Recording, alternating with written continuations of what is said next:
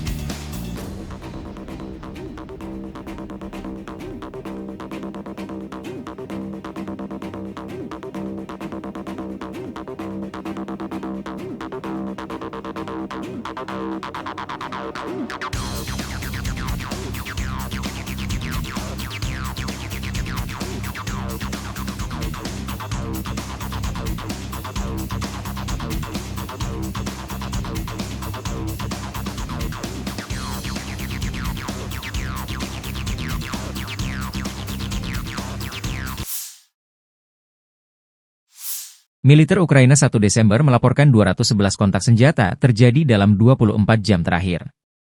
Di arah Toretsk, 10 pertempuran kecil berlanjut di dekat pemukiman Toretsk, Nelipivka dan Shcherbinivka.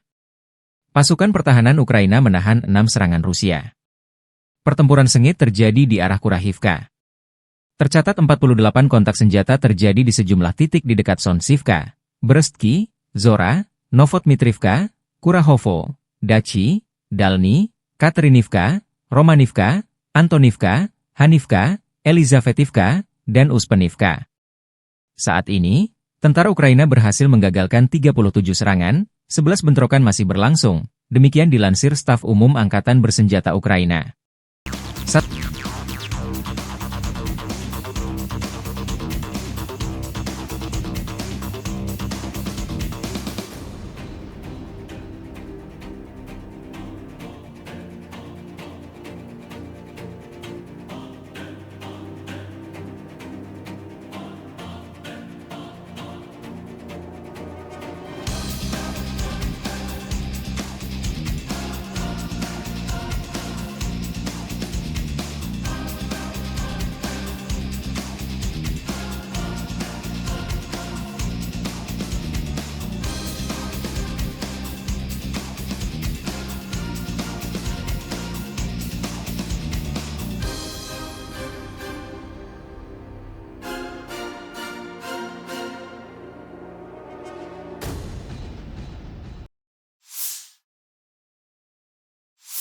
Satu lagi wilayah strategis Ukraina di Donetsk jatuh ke pasukan Rusia.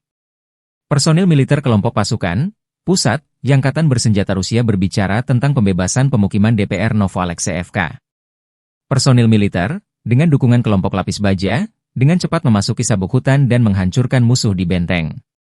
Serangan infanteri kombinasi awak drone penyerang mengalahkan peralatan dan tenaga musuh, sehingga membantu pesawat penyerang menerobos ke depan.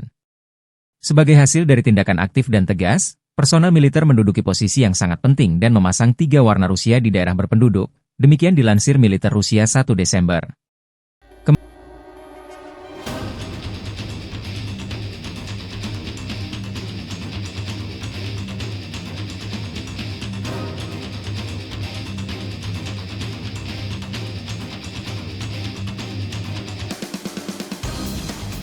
Чтобы дойти до Новоалексеевки, мы прошли больше 12 километров по лесополосам.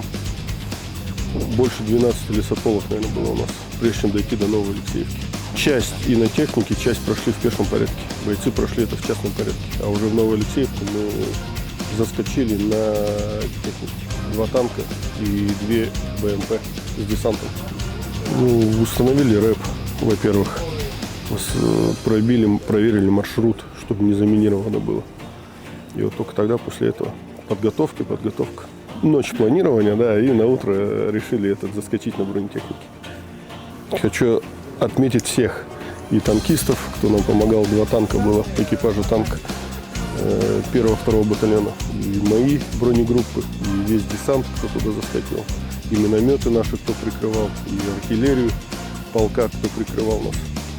Хочу отметить всех и полностью свой десант, мотострелковый батальон, который заскочил на Новоалексеевку и освободили Новоалексеевку. Kementerian Pertahanan Rusia melaporkan tentang upaya penangkalan AFU untuk menginvasi wilayah Rusia di wilayah Kursk, 30 November 2024. Angkatan Bersenjata Federasi Rusia masih melanjutkan operasi menetralisir kelompok Angkatan Bersenjata Ukraina yang menerobos masuk ke wilayah Kursk. Operasional taktis dan penerbangan serta artileri Angkatan Darat Rusia menggempur personel dan perangkat keras musuh di dekat Alexandria, Guyevo, Darino, Kazachialoknya, Kruglenkoye, Kubatkin, Lebedevka, Martinovka, Nizhniklin, Nikolayevo Darino, Novovanovka, Pliohovo, Sverdlikovo, Basovka, Belovodi, Vodolagi, Zuravka, dan Loknya, wilayah Sumi. Selama 24 jam terakhir, kerugian AFU lebih dari 250 tentara, 2 tank, 2 kendaraan tempur infanteri, 1 kendaraan tempur lapis baja, 4 kendaraan bermotor, dan 2 mortir dinetralkan, demikian dilansir militer Rusia, 1 Desember. Sejak Presiden Ukraina Volodymyr Zelensky memerintahkan serangan di wilayah Kursk Rusia, kerugian Angkatan Bersenjata Ukraina berjumlah lebih dari 36.850 tentara. Termasuk 225 tank, 160 kendaraan tempur infanteri, 123 pengangkut personel lapis baja, 1.202 kendaraan tempur lapis baja, 1.060 kendaraan bermotor, 305 senjata artileri, 40 peluncur MLRS, termasuk 11 HIMARS dan 6 MLRS buatan Amerika Serikat, 13 peluncur rudal anti pesawat, 7 kendaraan pengangkut muatan serta 70 stasiun IU. Juga hancur 13 radar perang anti baterai, 4 radar pertahanan udara, 27 unit teknik dan material lainnya, termasuk 13 kendaraan anti rintangan, 1 kendaraan pembersih ranjau UR-77, 6 kendaraan pemulihan lapis baja, dan 1 kendaraan pos komando.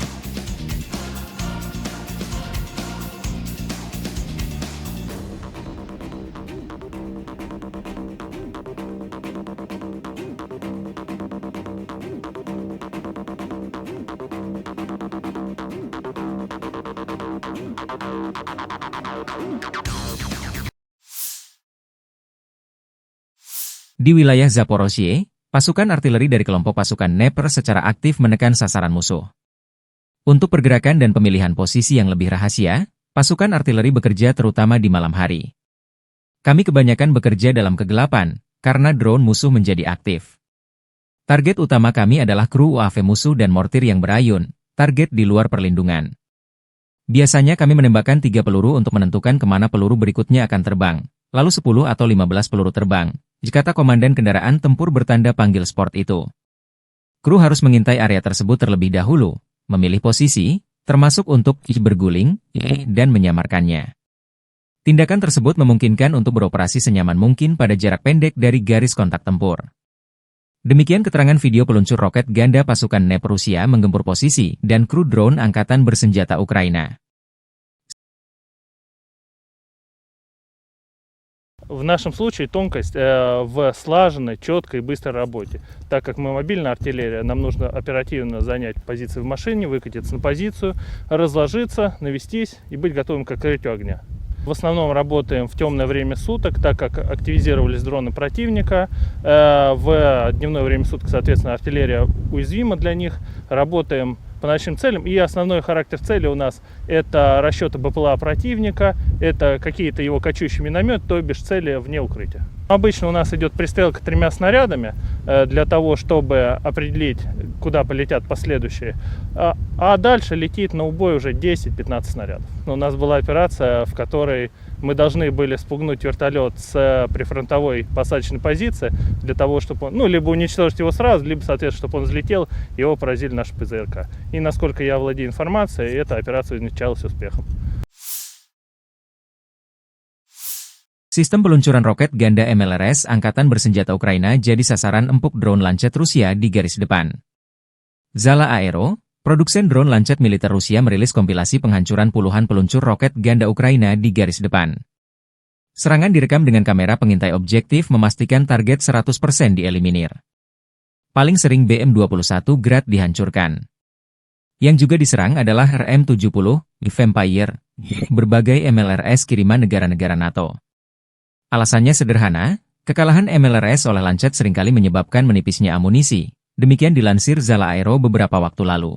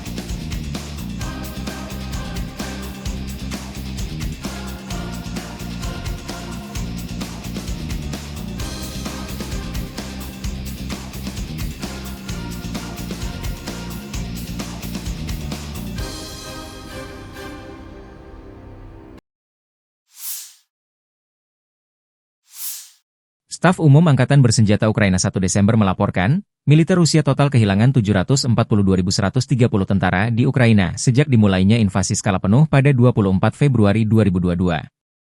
Jumlah ini termasuk 1.730 korban yang diderita pasukan Rusia hanya dalam sehari terakhir.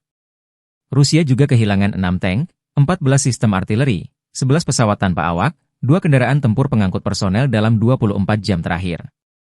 Menurut laporan militer Ukraina tersebut, pasukan Vladimir Putin total kehilangan 9.469 tank, 19.369 kendaraan tempur lapis baja, 30.507 kendaraan dan tangki bahan bakar, 20.923 sistem artileri, 1.253 sistem peluncuran roket ganda, 1.019 sistem pertahanan udara, 369 pesawat terbang, 329 helikopter, 19.803 drone, 28 kapal dan perahu, dan 1 kapal selam.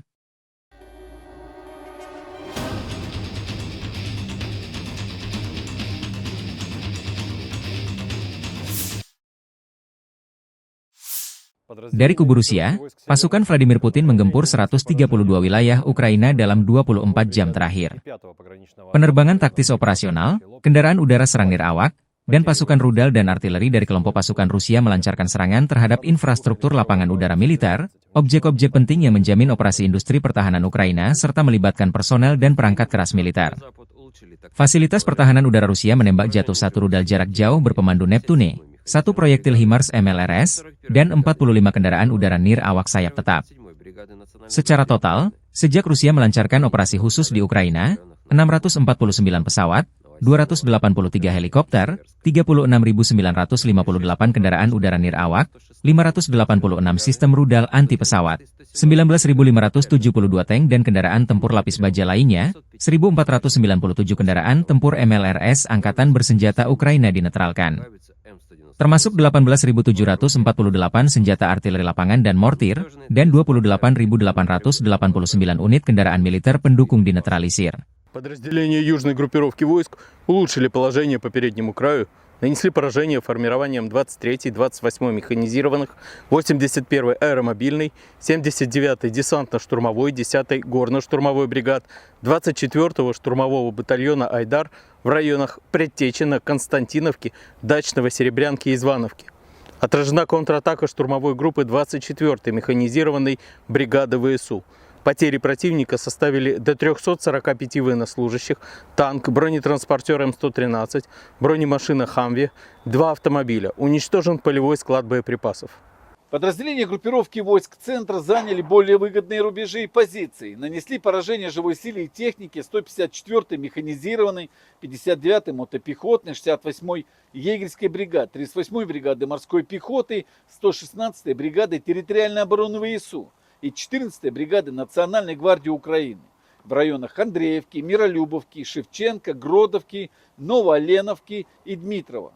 Отразили 11 контратак штурмовых групп 14-й, 100-й, 117-й, 151-й механизированных, 152-й егерской бригад, 35-й бригады морской пехоты, 425-го и 49-го штурмовых батальонов ВСУ, бригады «Людь» Национальной полиции Украины. Противник потерял более 510 военнослужащих, боевую машину пехоты, 2 бронетранспортера М113 и М1117, 2 боевые бронированные машины «Козак», 4 автомобиля, 152 мм гаубицу Д-20, 152 мм гаубицу МСТБ, 2 122 мм гаубицы Д-30, 105 мм орудие М119. Подразделения группировки войск «Восток» продолжили продвижение в глубину обороны противника. Нанесли поражение формированием 32-й механизированной бригады, 120-й и 241-й бригад территориальной обороны ВСУ в районах населенных пунктов Вольное поле, Новоселка и Новый Комар. Потери противника составили до 50 военнослужащих, боевая машина пехоты, автомобиль и 2 орудия Д-20. Подразделения группировки войск Днепр нанесли поражение живой силе и технике 141-й пехотной бригады, 124-й и 126-й бригад территориальной обороны в районах Орехова, Молодежного и Никольского. Потери ВСУ составили до 70 военнослужащих, боевая бронированная машина, 2 автомобиля и станция радиоэлектронной борьбы.